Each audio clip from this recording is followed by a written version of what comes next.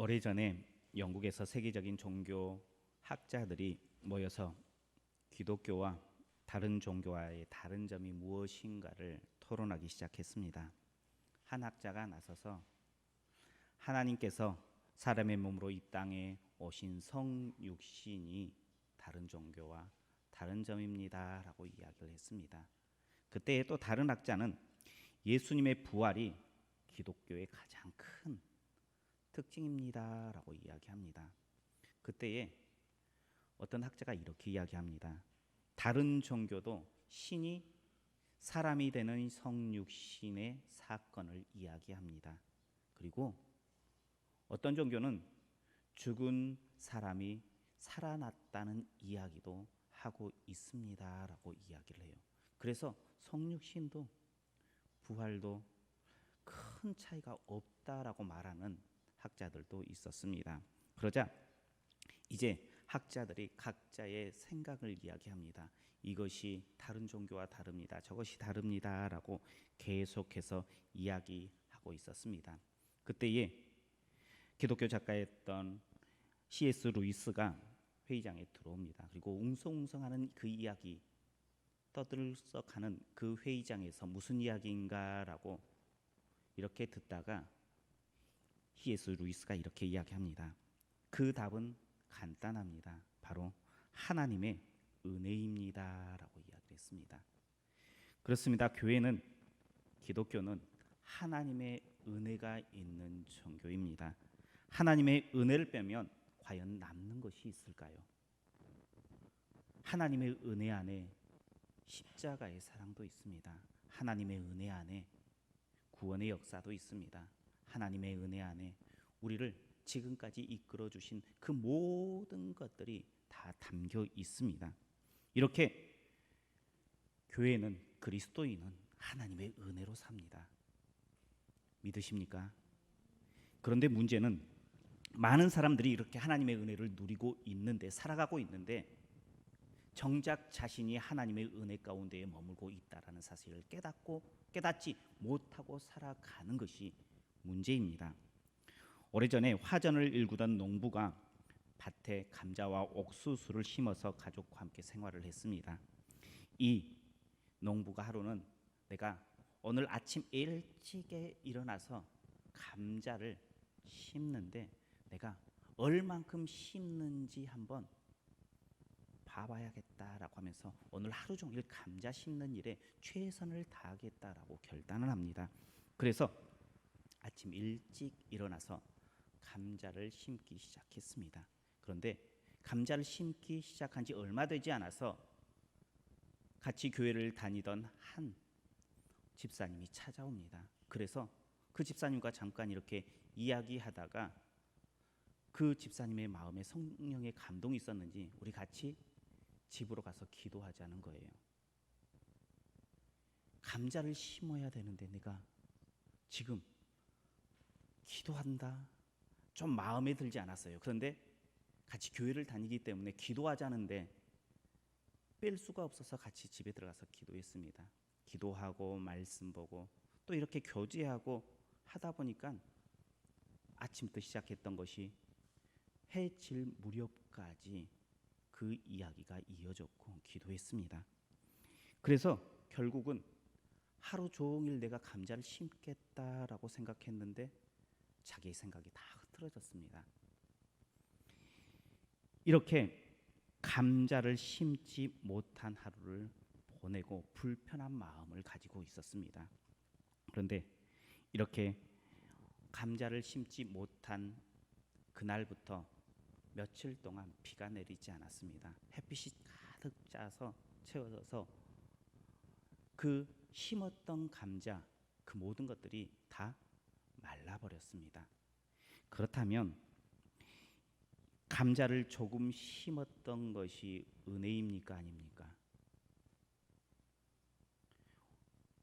아마 사람들은 이 감자를 적게 심었을 때의 불평, 불만을 가졌습니다. 그리고 나중에 그 감자를 심지 못한 것이 하나님의 계획하심, 하나님의 일하심, 하나님의 은혜였음을 사람들은 깨닫지 못하고 그냥 흘려가 버립니다. 우리는 하나님께서 일하시는데 그 일 가운데에 매일매일 살아가는데 우리는 지금 눈앞에 있는 것만 살피면서 지나가 버린 것은 그냥 당연한 것처럼 느끼며 하나님의 은혜를 보지 못할 때가 너무나 많다는 것입니다. 하나님의 은혜로 볼 수 있는 것이 축복된 신앙생활인 줄 믿으시길 바랍니다. 우리 옆에 분들과 함께 인사하겠습니다. 은혜를 은혜로 보고 감사하며 삽시다. 아멘. 은혜를 은혜로 볼 수 있는 것이 진짜 축복된 인생이에요. 우리 성도님들은 하나님께서 주신 그 은혜를 항상 기억하며 은혜에 감사합니다 고백하며 살아가고 있습니까? 이스라엘 백성들은 참 행복한 백성입니다. 언제나 하나님께서 이스라엘 백성들을 사랑하셨고 은혜로 그 이스라엘 백성들을 이끌어 주셨습니다. 그런데 너무나 안타까운 것은 이스라엘 백성들 그 당시의 삶은 은혜를 은혜로 보지 못했습니다. 홍해를 가르신 일, 그것을 뒤로 하고라도 구름 기둥과 불 기둥, 그리고 만나와 메추라기, 때에 맞게끔 솟아나는 물길, 모든 것이 하나님의 은혜였습니다. 하나님의 예비하셨습니다. 그런데 그것을 보지 못했습니다. 모세가 시내산에 올랐을 때에 율법을 홀로 받고 있었습니다. 40일 동안 내려오지 않자 이스라엘 백성들이 어떻게 합니까? 금송아지를 만들었습니다. 그것으로 인해서 하나님께서 진노하세요. 이스라엘 백성들을 징계합니다. 그 징계가 은혜입니까? 저주입니까? 우리 성도님들께서는 그 징계조차도 은혜로 볼 수 있는 우리 성도님들 되시기를 축복합니다. 그 징계를 통해서 이스라엘 백성들은요, 자신이 섬겨야 할 분이 누군지 정확하게 깨달았어요. 이스라엘 백성들이 누구를 의지하며 살아가야 할지 알게 되었다는 거예요. 하나님께서 약속의 땅 가나안 땅을 약속했는데 누구를 의지해야지 약속의 땅 가나안 땅에 들어갈 수 있는지를 그 사건을 통해서 그 징계를 통해서 정확히 알 수 있었다는 거예요. 하나님의 일하심은요, 그 징계 하나조차도 하나님의 계획하심 가운데에 이루어진 은혜이고 사랑인 줄 믿으시길 바랍니다. 그렇다면 지금 우리 성도님들은 광야에서 은혜를 입은 이스라엘 백성들과 비교해서 더 잘 살고 있습니까? 못 살고 있습니까? 더 은혜를 받고 살아가고 있습니까? 아니면 더 형편없는 삶을 살아가고 있습니까? 그래도 광야에서 걸어가는 이스라엘 백성들보다 은혜 받으며 사랑받으며 하나님의 인도하심 가운데에 살고 있음을 우리는 인정하지 않을 수 없습니다. 우리는 하나님의 은혜 가운데에 살아가고 있습니다. 그런데 이스라엘 백성들은 그것을 은혜로 보지 못한 것을 우리는 말씀을 볼 때마다 안타까워합니다. 그렇죠? 그렇다면 우리 성도님들이 살아가고 있는 이때에 하나님의 일하심, 하나님의 은혜를 은혜로 보고 있습니까? 감사하며 살아가고 있습니까? 왜 이스라엘 백성들은 감사하지 못하는 것을 보면서 한탄해하면서 정작 나는 하나님의 더 큰 은혜를 받고 축복을 받고 사랑을 받고 있음에도 불구하고 감사하지 못하고 하나님의 은혜를 보지 못하며 살아가고 있습니까? 은혜를 은혜로 보지 못하면, 그래서 감사하지 못하면 어떻게 될까요? 단순히 하나님께서 주신 그 은혜를 받지 못하는 것으로 그칠까요? 그러면 그나마 다행이에요. 그런데 하나님께서 주신 은혜를 은혜로 받지 못하고 감사하지 못하면 얼마나 안타까운 일들이 벌어졌는지 오늘 본문을 통해서 나눌 때에 하나님의 은혜를 은혜로 보고 그 은혜에 감사함으로 드려질 수 있는 우리 성도님들 되시길 축복합니다. 먼저 하나님의 은혜를 은혜로 받지 못하면요, 그래서 감사하지 못하면 인간적인 생각으로 판단하는 사람이 돼요. 우리 말씀 21절 22절 말씀을 같이 보겠습니다. 21절 22절입니다. 너희의 하나님 여호와께서 이 땅을 너희 앞에 두셨은즉 너희 조상의 하나님 여호와께서 너희에게 이르신 대로 올라가서 차지하라. 두려워하지 말라, 주저하지 말라 한즉 너희가 다 내 앞으로 나와 말하기를 우리가 사람을 우리보다 먼저 보내어 우리를 위하여 그 땅을 정탐하고 어느 길로 올라가야 할 것과 어느 성읍으로 들어가야 할 것을 우리에게 알리게 하자 하기에. 아멘.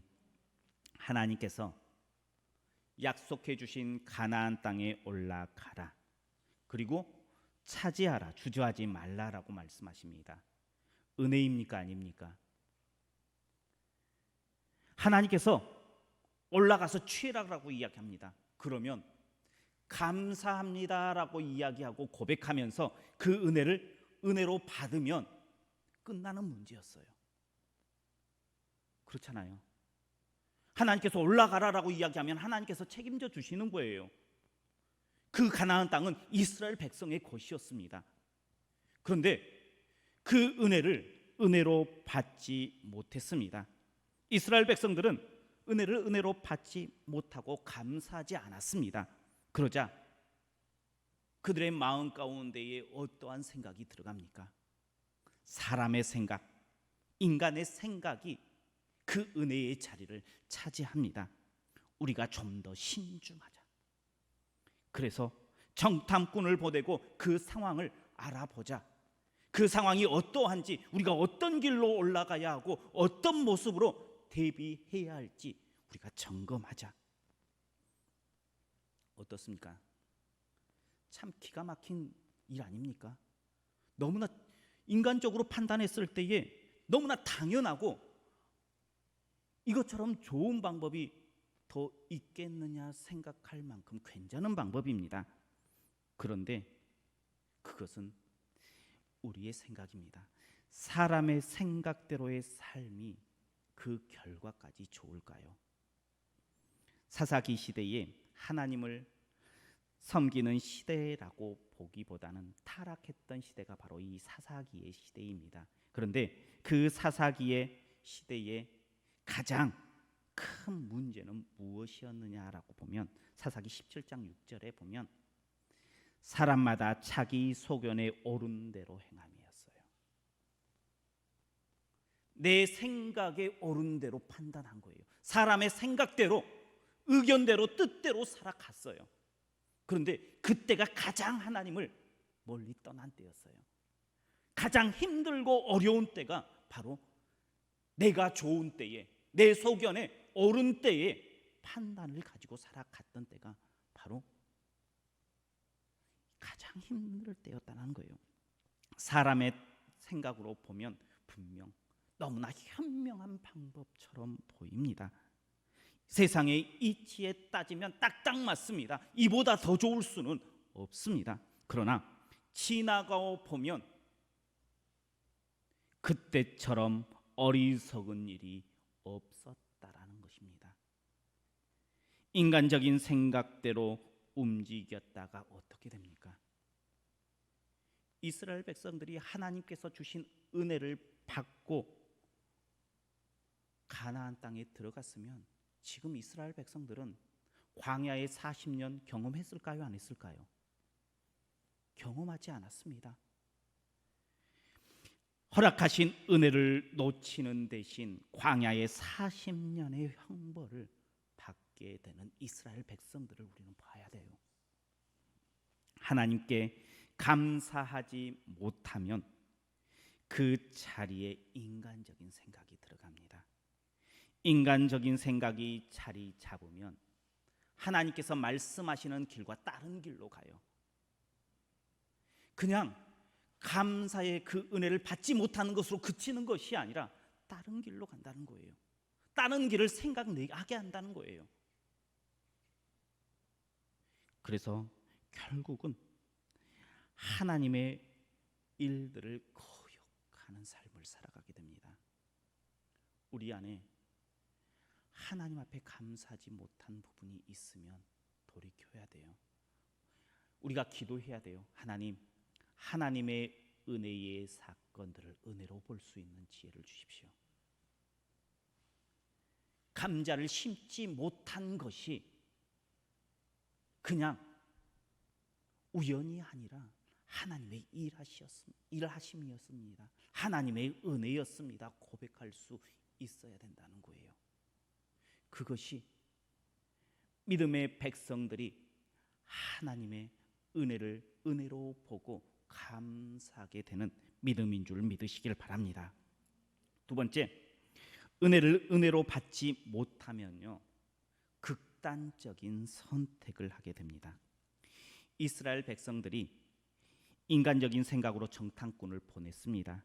그리고 보고를 받았습니다. 그 보고는 어떠했습니까? 참담했습니다. 올라가면 절대 안 된다라는 거예요. 올라가면 우리는 무조건 패한다는 것입니다. 그 보고를 받고 이스라엘 백성들이 반응을 보입니다. 어떤 반응을 보입니까? 하나님을 원망합니다. 여호와께서 우리를 미워하심으로 아모리 족속에게 멸하려고 우리를 애굽 땅에서 인도하였다. 지금까지 하나님의 은혜를 다 부정해 버려요. 가나안 땅 광야의 그 여러 가지의 그 가운데에 행하셨던 만나와 메추라기, 불기둥 구름기둥, 광야에서 물이 솟게 하고 쓴물이 단물되게 하는 그 모든 하나님의 일하심을 다 부정하고 하나님께서 우리를 멸하시려고 애굽 땅에서 우리를 인도했다라고 그들이 고백하며 하나님을 원망하는 것을 볼 수 있습니다.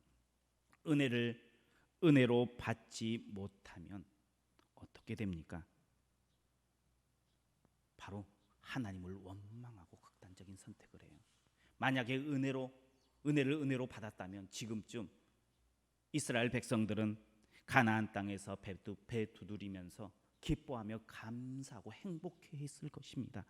그런데 받지 못하고 감사하지 못하자 그 마음 가운데에 원망이 가득 찼고 하나님께서 베푸신 그 은혜마저 잘못되었다 오해하는 이스라엘 백성들이 되었습니다. 그리고 결국 그 모습을 보고 하나님께서 이스라엘 백성들에게 어떻게 합니까?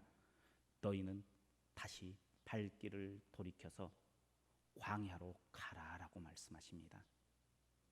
내가 너희 중에 여호수아와 갈렙 외에는 한 명도 약속의 땅 가나안 땅에 들어가지 못하게 하겠다라고 말씀하세요. 그때의 이스라엘 백성들이 어떻게 해요? 하나님, 내가 다시 가나안 땅에 가겠습니다. 올라가겠습니다.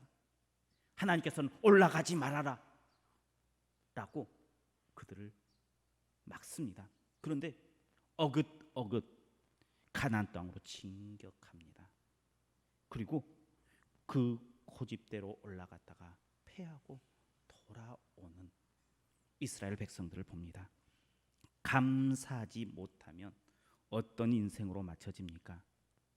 하나님께서 말씀하셔도 그 말씀을 듣지 않고 거역하는 인생이 돼요. 극단적인 선택을 하는 사람이 된다라는 거예요. 감사하지 못한 것이 뭐 별거 아니겠지. 하나님의 은혜를 은혜로 보지 못하는 것이 뭐 큰 대수겠어 하지만 결과적으로 돌아오는 것은 하나님을 거역한 인생으로 끝나진다는 거예요. 극단적인 선택을 하게 만든다라는 거예요. 얼마 전에 분당에서 한 고등학생이 실종이 되었습니다. 그리고 실종 6일째 되던 날 숨진 채 발견된 사건이 있었습니다. 물론 타살인지 자살인지 정확하게 아직 결정은 되진 않았는데 경찰 조사에 따르면 타살 가능성이 거의 없다라고 하면서 자살 가능성을 더 크게 높이는 그런 결과를 발표했습니다. 왜 그 학생은 극단적인 선택을 했을까요? 왜 그랬을까요? 그것은 그 삶 가운데에 감사가 사라졌기 때문이에요. 감사하는 사람은 절대 극단적인 선택을 하지 않습니다. 이스라엘 백성들은 은혜를 은혜로 보지 못했기 때문에, 감사하지 못했기 때문에 극단적인 선택을 했습니다. 만약에 은혜를 은혜로 보고 주신 은혜 가운데에 감사로 고백되어졌다면 절대 극단적인 선택을 하지 않는다는 거예요. 하나님께서 그렇게 이끌어가지 않는다는 것입니다. 그렇다면 지금 우리는 은혜를 은혜로 보고 감사하고 있지 못한, 감사함으로 고백하고 있습니까? 만약에 우리도 은혜를 은혜로 보지 못하고 감사하지 못한다면, 내 삶이 지금 감사함이 있지 않는다면 어떤 인생이 될까요? 불평불만이 우리 가운데에 자리 잡아요. 인간적인 생각들이 우리의 마음 가운데 가득 채워지게 돼요. 결국 하나님을 거역하고 하나님을 배신하는 극단적인 선택까지 가게 된다는 거예요. 감사하지 못하는 인생이 그렇습니다. 주신 은혜에 감사할 수 있는 우리 성도님들 되시기를 축복합니다. 오늘은 맥주 감사 주일로 아마 모든 교회들이 지금 지키고 있을 것입니다. 감동 2021년 상반기, 혹시 가데스 바네아에서 이스라엘 백성들처럼 하나님의 은혜로 보지 못하고 감사하지 못한 것처럼 놓쳐버린 것이 있지 않은지 우리는 한번 생각해 보아야 돼요. 그리고 그냥 모든 교회가 지키는 절기이기 때문에 하나님 감사, 맥주 감사 주일로 하나님께 영광 돌립니다 하고 끝내는 것이 아니라 진짜 감사가 이루어져야 돼요. 우리의 10년 가운데에 그냥 흘러가 버리는 맥주 감사 주일이 아니라, 하나님 이러한 부분들이 하나님의 은혜였습니다. 하나님의 붙잡아 주심이었습니다. 붙들어 주심이었습니다. 하나님의 계획하신 일 가운데에 이루어진 일들입니다. 고백하며 감사해야 된다는 거예요. 그 감사가 사라지는 순간에 우리는 영적 가나안의 축복이 아니라 영적 광야의 삶이 우리 가운데에 펼쳐진다는 사실을 기억해야 합니다. 오늘 감사해야 할 것들을 감사하고 잃어버렸던 은혜를 되찾으십시오. 그러면 지금까지가 우리가 걸어왔던 길이 광야의 인생이었다면 하나님께서는 그 광야의 인생을 바꾸어서 영적 가나안의 축복의 자리로 세워주실 줄 믿으시길 바랍니다. 그래서 우리의 인생이 이제는 영적 가나안의 축복으로, 특별히 남아있는 감동 2021년 하반기 내내 하나님의 은혜가 우리 성도님들의 그 삶 가운데에 감사함으로 차고 넘치는 귀한 하반기의 인생 되시기를 축복합니다. 기도하겠습니다. 늘 우리와 함께 하시며 우리의 삶을 주관하시는 여호와 하나님, 오늘도 주님께서 우리를 사랑하시어서 주님 전에 불러주시어서 감사하며 예배하게 하심을 감사드립니다. 하나님, 이제 우리의 마음을 열어 감사해야 할 것들을 감사함으로 고백하게 하시고 하나님의 은혜를 은혜로 볼 수 있는 귀한 시간이 되게 하시고 그런 믿음이 되게 하여 주시고, 그래서 상반기 동안 지켜주신 하나님의 감사하고 또한 감동 2021년 하반기 동안 채워주실 그 은혜에 기대함으로 감사함으로 시작하는 우리 믿음의 백성, 우리 교회가 될 수 있도록 축복하여 주옵소서. 예수님 이름으로 기도하옵나이다. 아멘.